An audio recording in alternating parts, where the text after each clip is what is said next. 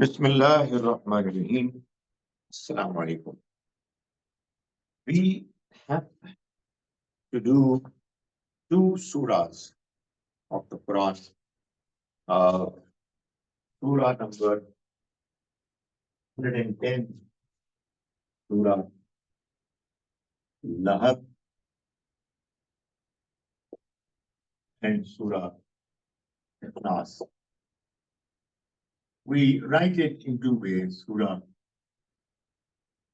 al-Lahab and al-ikhlaas, or simply Lahab or Ikhlas. These are Surah number 111 and 112 of the Quran. I have been talking about the fact that the entire Quran, the way it has been designed and organized, sequenced by the Almighty, there is a definite reason behind it. And we can find additional meanings which are there. If you look at the way the Almighty has decided that certain surahs are going to come before certain other surahs, and they've all been arranged, I've been mentioning it over and over again, in a way that they all form 7 surah groups, such that each group begins with one or more Meccan surahs and ends with one or more Madaran surahs. Now, we have reached the climax, the very end of the last group of surahs. I will just briefly mention that we started from Surah Al-Asr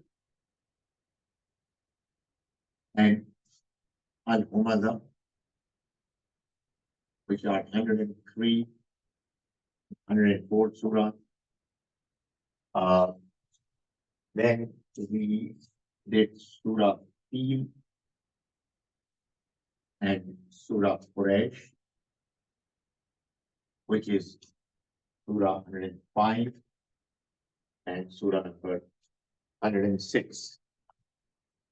These two surahs, and mind you, all these are in pairs, one pair, the other pair. And then we reach Surah Al-Ma'un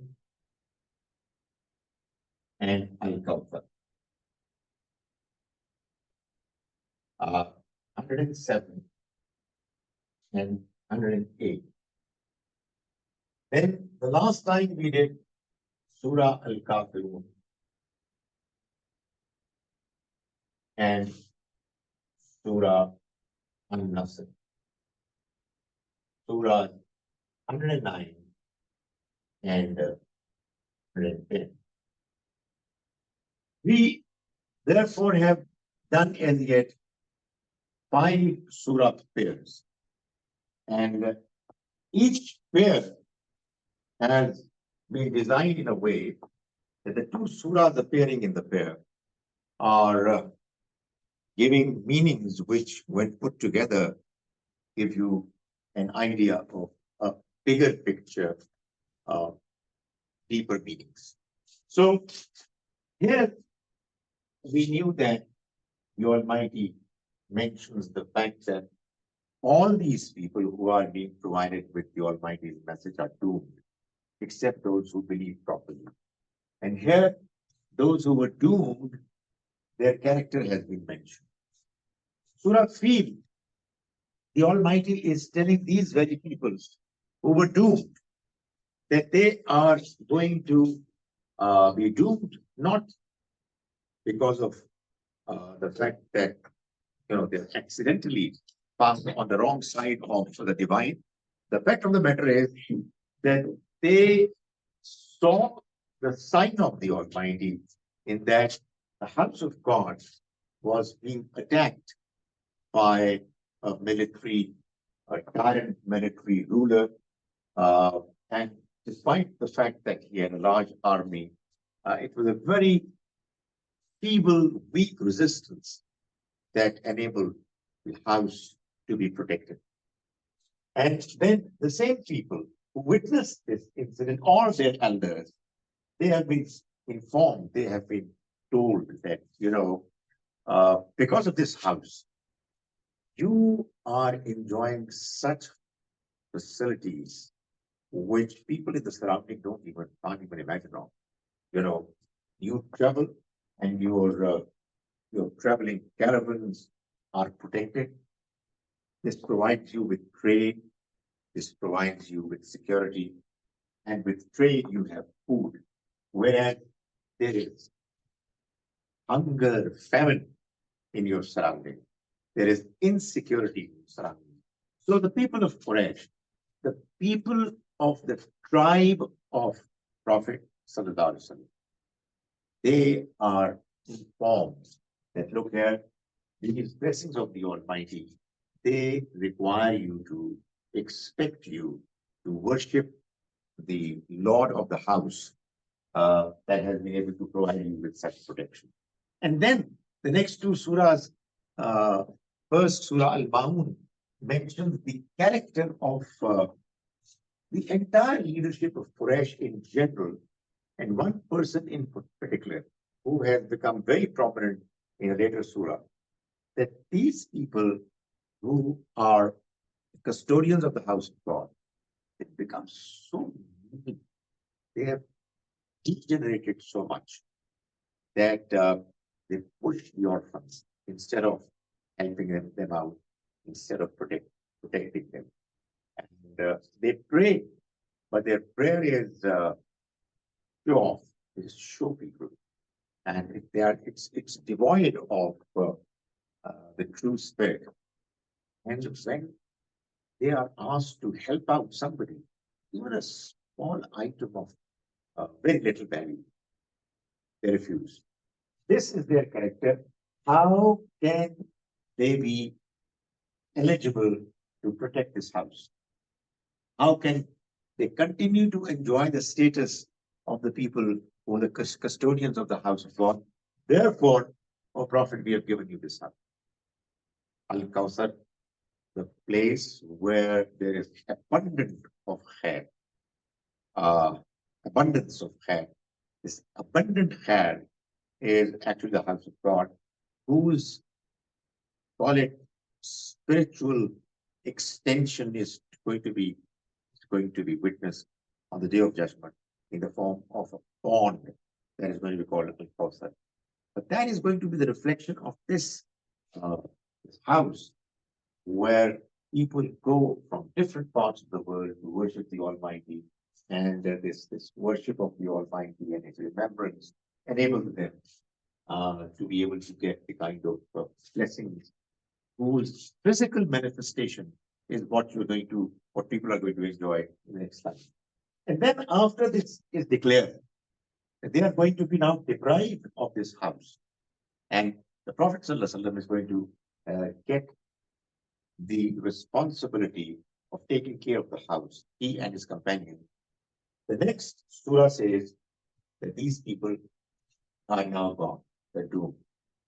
You, O Prophet, have worshipped your God, they are worshipping other gods. There has neither been in the past any similarity between the two of you in your way of worshipping, in your beliefs, and there's neither any possibility that's going to happen in the future. Therefore, their destruction, their doom is given. So when you find that God's help comes and the victory, which is promised, it's going to be through God's help and victory that you are going to ultimately be able to get God's help and victory. When it happens, you seek the forgiveness of the Almighty and praise Him. He is the one who is accepting repentance. We didn't have the file. Okay. Yeah, I think there's no message I think all is good. Right. So now we reach the surahs of today. Surah Al-Lahab and Surah al-Ikhlaas. As I said, these two surahs are, in a way, the climax of the last book and the climax of the Quran. You see, the Quran all along has been telling us that the Almighty sent his messengers to different nations. The messengers, whenever they would come, they would deliver the Almighty's message. Sometimes this whole process would take a very long time, like in the case of Nuh alayhi salam. Sometimes it would take a shorter, lesser time, like in the case of the last prophet, 22, 23 years. It's not a very long time. But the important thing is that the message is delivered so very clearly that there remains no doubt in the minds of the people who are delivered the message that it is from God, and yet they reject it. Yet they reject it. Why? Let me take some rest and enjoy your answers. Why do they reject? Yeah. Arrogance against the people presenting the message. Okay, arrogance is one. Fine. Agreed. Any other? Arrogance. You will repeat the question. Why did the people who were addressed with the message of the Almighty through his messengers, despite the message being so clear that there was no possibility of doubt in the minds of people who were being presented, and yet they rejected? He says because of arrogance. Because the message is delivered by humans, and if it was truly a message from the Almighty, from God, right, they would want maybe an angel, for example. An angel would be better perceived as, oh, this is actually a divine message, versus like you think anybody could have claimed to be a prophet. Your comments. Because they chose to blindly follow their forefathers without questioning anything. Right? It's fine. My understanding is that if you look at it, these are the answers which are all talking about the same fact in different ways. They were arrogant. They thought they were superior. And why should they listen to somebody they thought was inferior? They wanted angels to come down. And they didn't want to accept it from a human being because they're arrogant.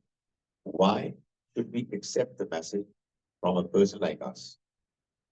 So, again, arrogance. They blindly followed their forefathers. This was actually arrogance of another kind. That is, they said, why should we accept you as telling the truth? Are you superior than our forefathers, elders? We believe what they believe. We trust them. What you're saying, therefore, we're not even going to listen to you. So you see, when you are arrogant, you look down upon others as inferiors. When that is what happens, then your mind becomes incapable of listening to the view, to the understanding properly. It's just biased, it's colored. The other contributing factor to them rejecting the truth was that they went after their evil-based desires. You know, they wanted to have more and more wealth. They wanted to enjoy the life that was there before them with all its possibilities. And this added to their arrogance. So, when you become stubborn, there is a reason. You don't want to listen to something. It's either because, your elders, uh, you think are the only ones who should be listened to. They should be followed. And the end result is that the truth that you are receiving, the truth that is being presented, you're not even interested. You don't want to accept it. So that is what happened. Now, in these two surahs that we are going to do today, Surah Al-Lahab and Surah Al-Ikhlaas, as I said, it is the climax. How? There is a verse in the Quran in the 17th chapter that says, قُلْ جَاءَ الْحَقُّ وَزَهَقَ الْبَاطِلُ. Tell them that the truth has arrived and the untruth has disappeared. These two elements of a phenomenon, they are kind of simultaneous. They are interdependent, one leading to the other. You see, when the truth will come, untruth will disappear. The truth of the message of Allah came and the untruth disappeared. What I mentioned is what we find here in the surahs that we're going to do today, with just one difference. The truth has arrived and the untruth has disappeared. This is what we will find in these two surahs, brief surahs, but just with one difference. What is that? What is that difference? The difference is the sequence. In these two surahs, the untruth is going to disappear comes first, and the truth has arrived is mentioned later. Right? That's the difference. That is something you will find in the Quran. The same facts are mentioned in different ways, so that they get deeply entrenched. You are able to digest them, internalize them. You read them, understand them in different ways, to different angles, and it becomes a part of the process of your thinking, your approach towards understanding the truth. So let's look at the first of these two surahs, Surah Al-Lahab. It begins by saying, "A'udhu billahi minash shaitanir rajeem, Bismillahir rahmanir rahim." But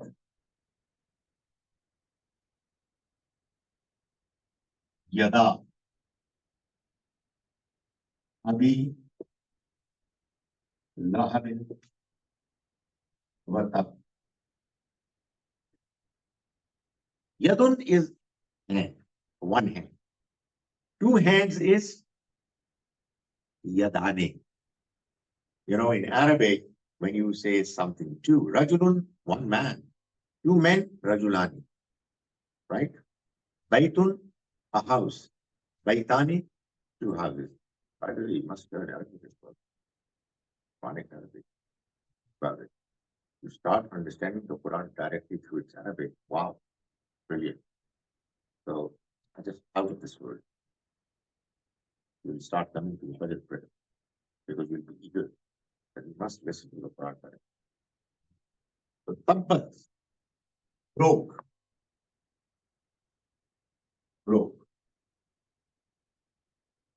Yadani. You might ask, where is the noon of Yadani? Well, that's something you'll understand if you start studying Arabic. The fee for this lecture is too small for me to be able to explain why noon has disappeared. Right? So two hands. Broke, two hands. Abila of Abu Lahab. Vatab.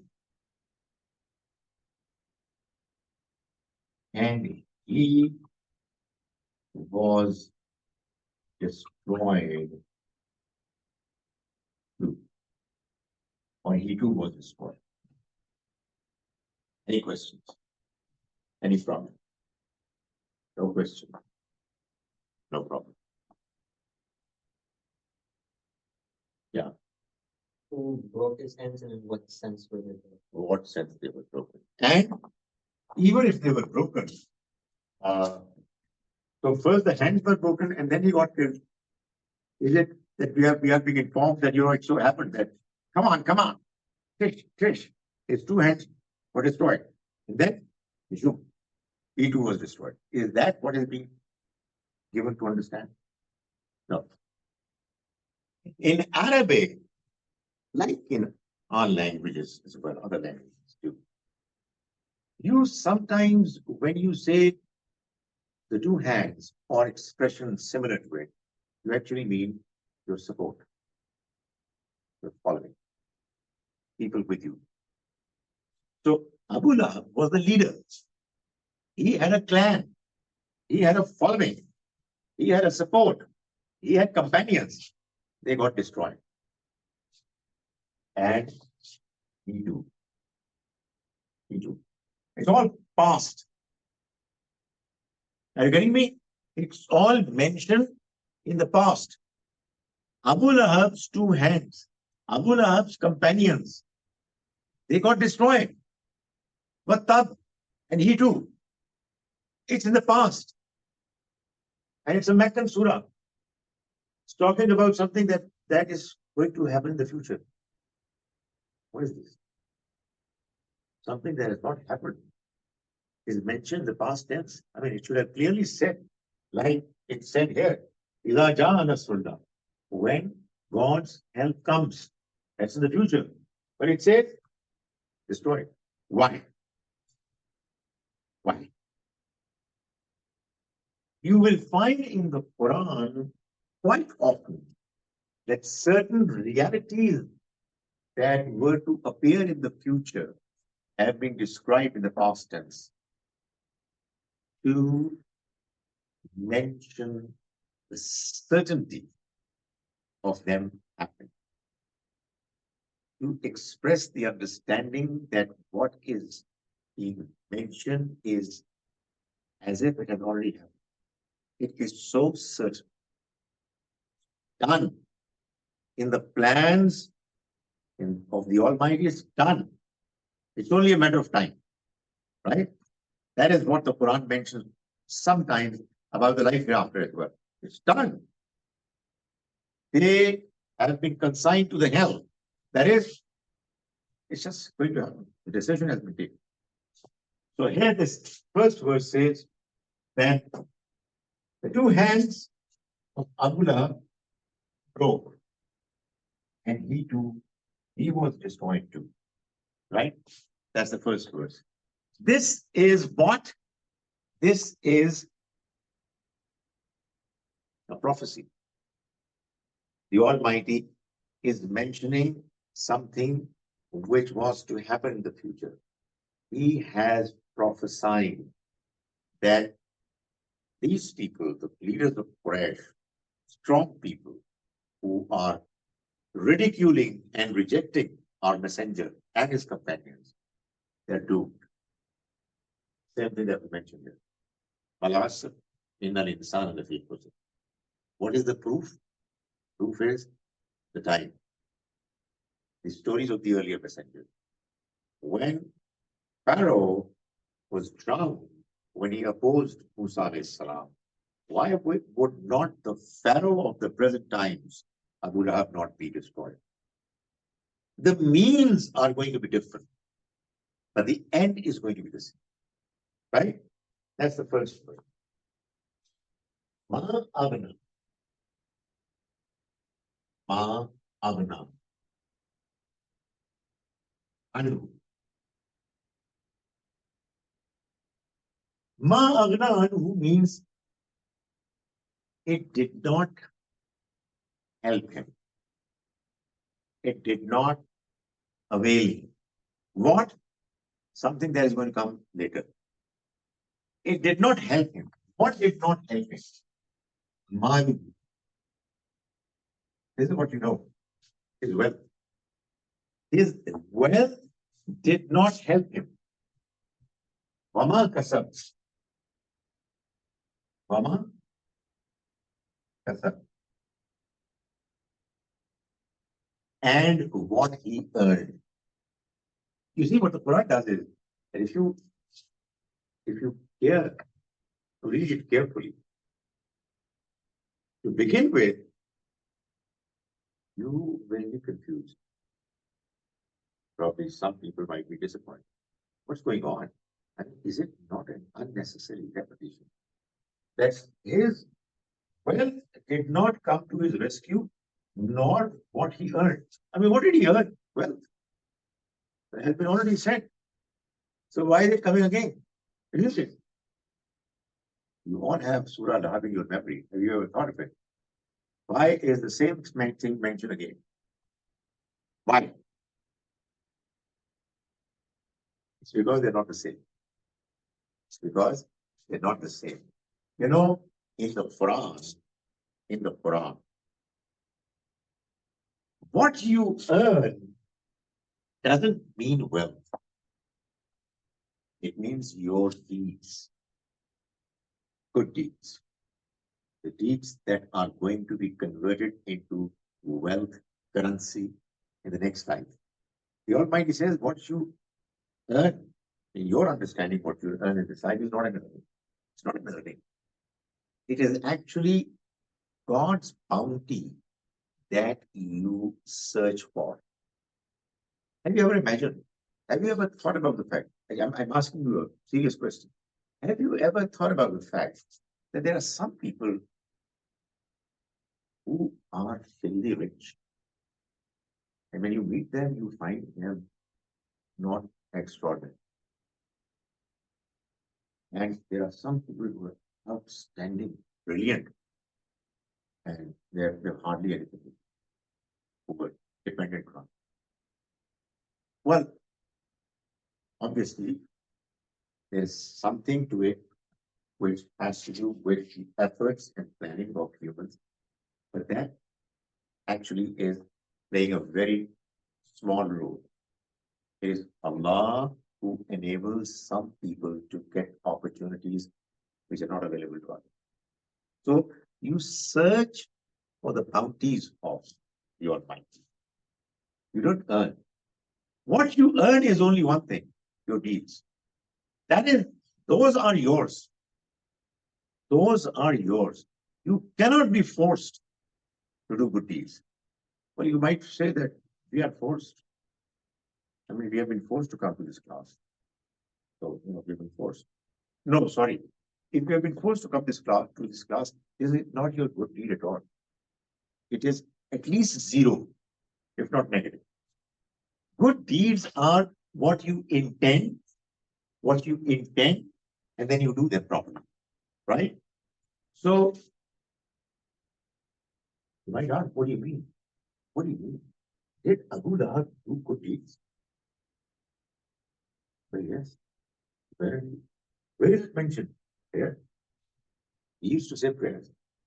He was the custodian of the house of God. He was in charge of the most important department of the house of God, which was meant to take care of the people who came there for pilgrimage. So he would say prayers, he would help out the poor, feed them, and this apparently to him were the good deeds that are going to come to his rescue on the day of judgment. Allah said, Ma agna anhu maluhu. His wealth did not come to his rescue, nor what he earned. That is not the good deeds, apparent good deeds that right? That is the second verse. So this is what is going to happen in this life. Sayasla.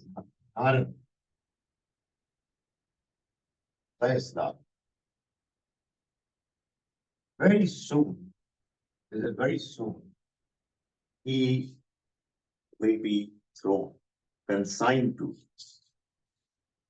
Maran, fire. Dr. Lahab.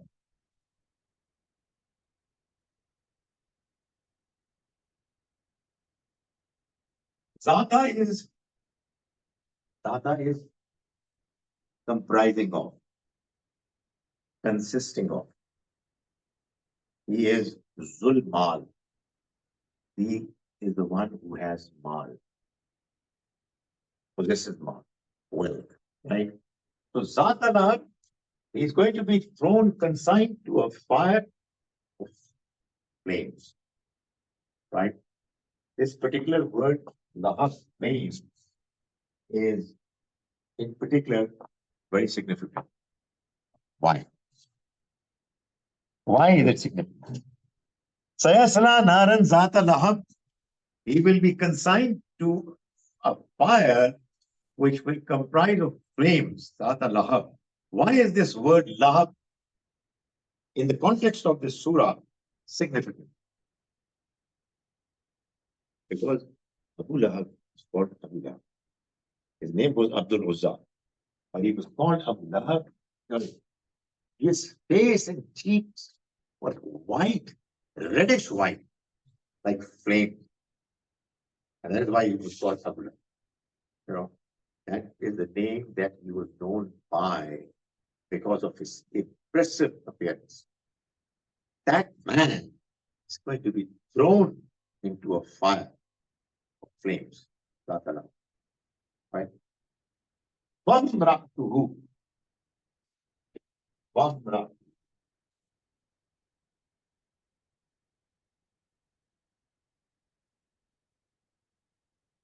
Who is he? It's a pronoun. His. Imran, wife. Wamratu, as well as his wife, the first lady. She used to be alongside him all throughout his evil career. In the evil deeds that he did, he was always an accomplice. In fact, sometimes, as happens in the case of many families, that the wife demands from her husband wealth, jewelry, house, cars. The husband doesn't have the means. So what does he do? Indulges in getting wealth illegitimately. So his wife was quite as evil as he was. So she is going to have the same fate.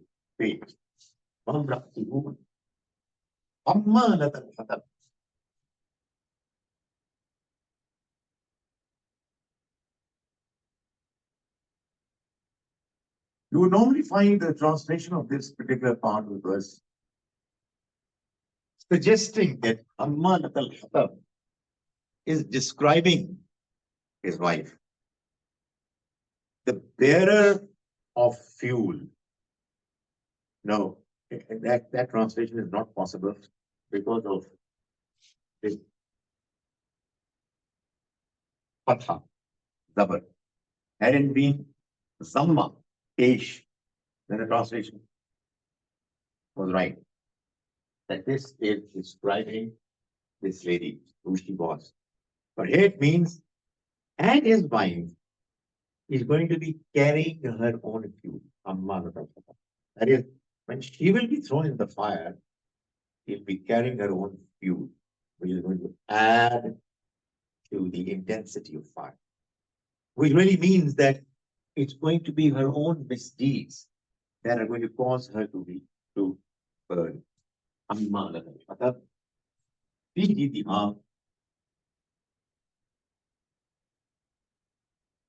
her neck, hablum, going to be rope, mim masad,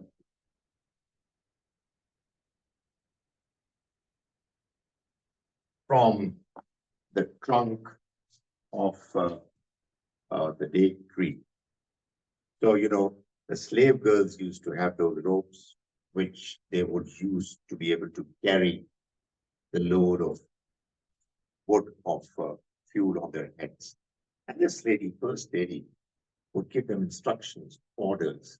And she herself would have impressive, heavy golden necklace in her neck. On the day of judgment, the tables are going to be turned. And she, because of her ill deed, nothing wrong with having jewelry, provided if it's earned through legitimate means, provided you spend on others to pay the zakat as well, and you are humble. But if the same wealth causes you to become arrogant, you see, why do people become arrogant? One reason is wealth. But I'm a rich man. Who the hell are you? These people, an attitude. So that is what his attitude was. He thought that Prophet Muhammad Sallallahu Alaihi Wasallam was a poor man compared to. That caused him to not accept the Almighty's message. That caused his undoing, right? His wife too was a part of it, part of this process, unfortunate rejection of the message. And as a result, she is too is going to be meeting the same fate, right? This is what I call Zahat al-Batil. Quran says very clearly that Batil is going. And what is coming? Jal Haq is coming. The only thing that I want to clarify is that not long afterwards, in a matter of 2 to 3 years, this prediction, prophecy, came true word by word. In actual fact, in the same sequence, first, his companions, they all got destroyed in the Battle of Badr. And then he too himself got destroyed. He was a coward man. So he did not go to the Battle of Badr fearing that he might get killed. But it was important that all leaders of Quraysh go. They go. And he instead sent somebody who was, given money to represent him. So he didn't go. So the end result was that he obviously was spared from being killed in the Battle of Badr. But very soon, in the very next week, he had a disease which killed him. And the way he died, his own family members, his sons, they felt that the manner his body has decayed, we should not touch it. So they left the body there where it died, where he died. And then after a few days, and it started smelling foul, they hired the services of a few slaves who picked his body and threw it. That was his fate. So that is Surah Al-Lahab. It's actually the description, same description as was the description of the drowning of Pharaoh and other descriptions of the destruction of the enemies of the messenger. The details are different, but the result is the same. That is what the Quran keeps saying over and over again. Now, Jal Haq. What was the religious understanding that these people were opposing? They were opposing the Prophet Sallallahu Alaihi Wasallam. Yes. But what did the Prophet bring? He brought the message of Tawheed, the unity of Allah, one God. He is to be prayed. Nobody else is to be prayed to. These people were praying to false gods, false deities. Why? Because they said that our forefathers, they worshipped them, and we are following their footsteps. So when the entire group of people who were following a wrong creed, wrong understanding, they were declared as deserving to be killed, in came the surah.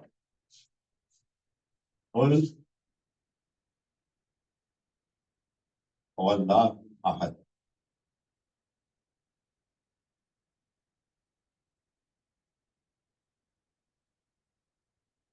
Qul, say, declare, proclaim, as in an earlier surah, the Quran says, Qul ya ayyuhal kafirun. So say to them, tell them, declare that Allah is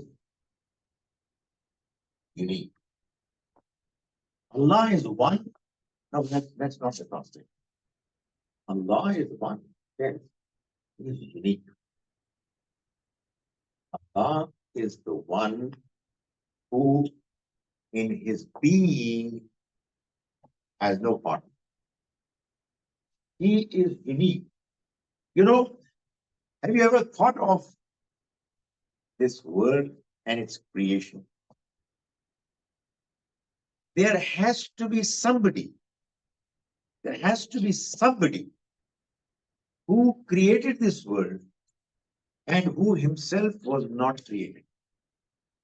Has to be one unique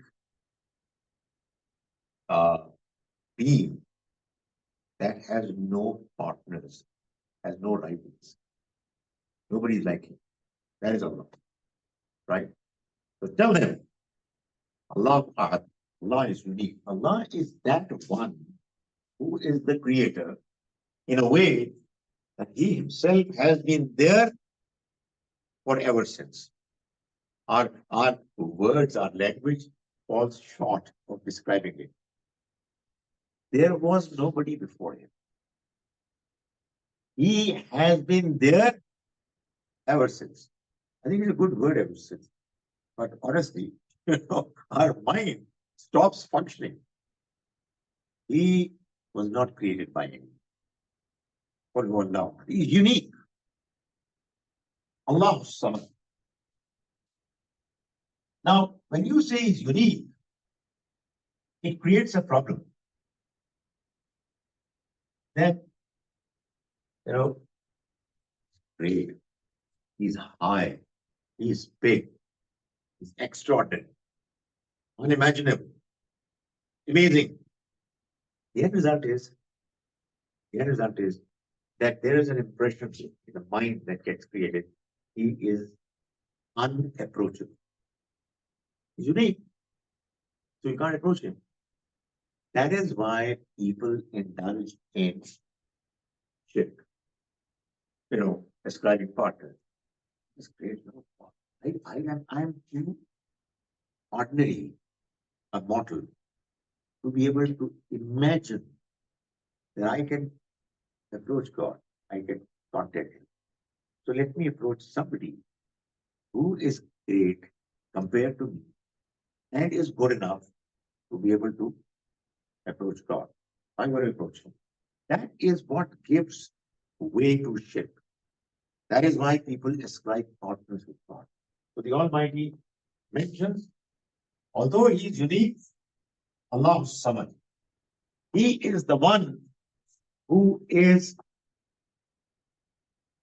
the support of everyone. He is the support of everyone.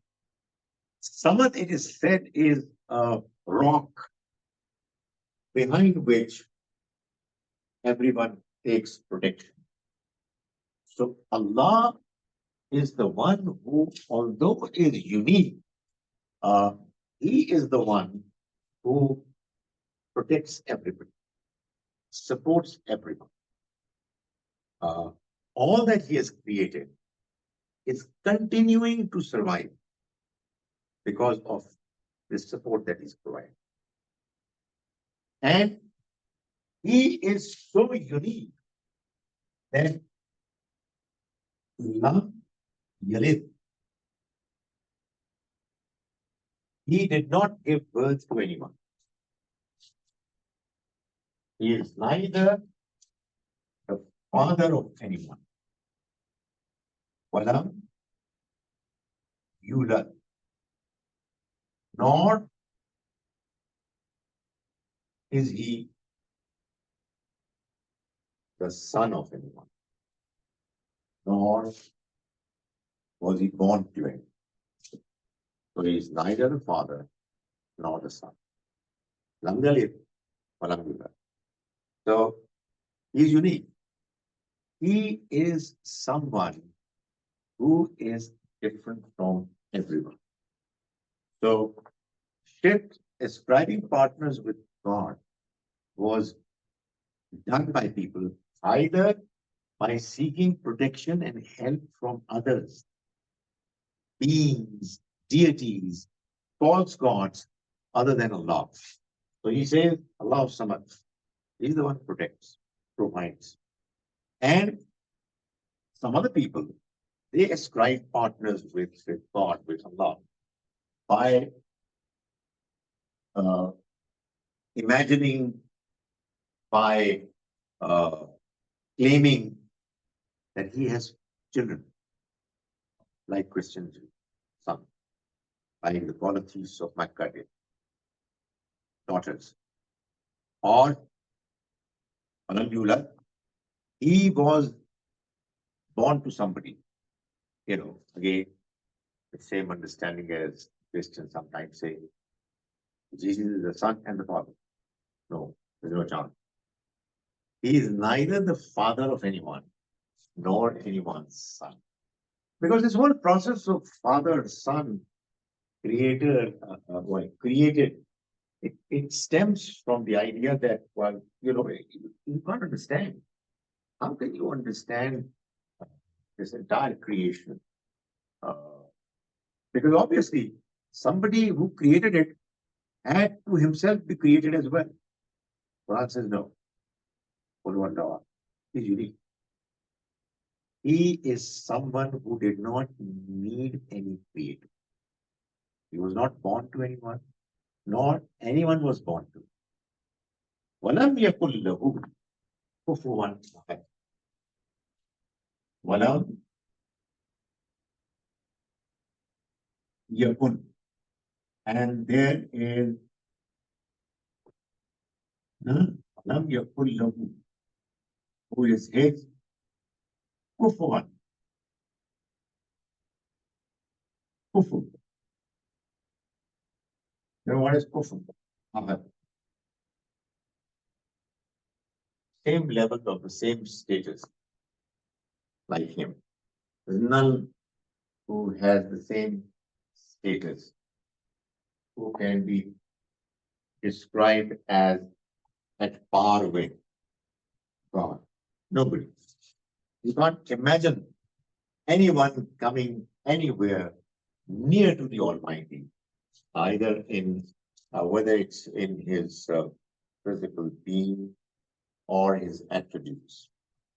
So this is actually the final surah of the Quran. You might say that, well, this is not the final surah. There are two surahs more. Yes, there are two surahs. But those surahs have been revealed to make sure that now that we have completed the message of the Quran, we should get two security guards strong from the Almighty for us to always resort to them, seek help through them from God, to be protected against the attacks of Shaitan, Satan, who would always want to undo our understanding. So, in these last two surahs of the Quran, the Almighty is describing the ultimate fate of the people who rejected the message of the Almighty that came to them through his messenger, Muhammad sallallahu alaihi wasallam. And after having described their fate, which was to happen later, but it was predicted, prophesied, the all-important message of Surah al-Ikhlaas, of Tawheed, of oneness of God, is mentioned. And the way it is mentioned, it really is very brief, but is comprehensive. In very few words, what has been described is actually taking in its scope all that could be said about God. You know, he's unique, nobody's like him, but he is with everyone, helping them, protecting them. And there's no family member of him, and nobody like him, similar to him. So worship him, thank him. Don't try to imagine his physical presence. It's out of your possibility of imagination. Uh, just be in touch with him, remember him, and do not allow your understanding of him to be influenced by the polytheistic understanding, imagination of those who is right partner. So that finishes, as I said, the basic message of the Quran. Next two surahs that we will hopefully do next week, next Wednesday, are the surahs which are in the form of prayers, du'as. We seek help from the Almighty after having the privilege of getting the message of the Almighty. Not just getting the message, getting the confirmation from the Almighty that this message was delivered and succeeded in getting the Almighty's will implemented. Now it's with you for you to read and recite it for as long as you can. I've been mentioning it over and over again that the Quran is, what is it? What is the Quran? It's the story of the messengers. What? Story of the messengers? Exam. Warning. All throughout the Quran, this is what you read. So, people ask, honestly, it's a challenge because people are used to stories. They find the Quran boring. I'm telling you, Muslims find the Quran utterly boring. Why? Because they don't have the taste for it. Why? Because they're used to stories. Which stories? Stories that are not confirmed. So no confirmation that they are true. But they are presented so confidently. They are presented in a way that people feel that they are watching it. And the end result is that the real presentation, it doesn't appeal to you. Just doesn't appeal to you. So what is the solution then? The solution is, I'm talking about the people who read the Quran. The solution is that they say that the Quran is a brilliant, amazing book. We can't understand it. But we must read it. You know why? Get swab. To get reward. To get barakah. So people go, and I've seen people, crying, listening to stories. There was a gentleman who said his Asad prayer. We led the prayer, and we were doing that prayer behind him. At the end of the prayer, he turned his face towards us, and he was a historian. He started crying, started weeping. Something came to his mind, and he wept. And then he said to us, when I read the story of Hajara, alayhi salam, the way she moved from Safa to Marwa and Marwa to Safa 7 times, when her giant smile was crying for water desperate. I feel so bad. He was crying. I spoke to a friend sitting next to me. which was bad. It was bad. When somebody is speaking to you, you're not supposed to talk to each other. So I spoke to him the way you two were speaking to each other, just politely. I said to him, look here, he's crying over the fact that Hajara alayhi salam was running to and fro from Safa to Marwa and Marwa to Safa. What is a bigger reason to cry is that this story is wrong. It never happened. It didn't happen. Now you might be alarmed. What I'm telling you is stories are concocted. If I tell you the passage in the Quran, which if you read carefully, Muslims are not interested in the Quran, you would find that this story doesn't fit in. What I'm saying is that the Quran is the word of God. It is inviting Muslims to understand it with deep reflection, its meanings, and then form their religious opinions, their religious approach on the basis of that understanding. But they're not interested. Why? Because they're interested in stories. Which stories? Many of which never took place. What a tragedy.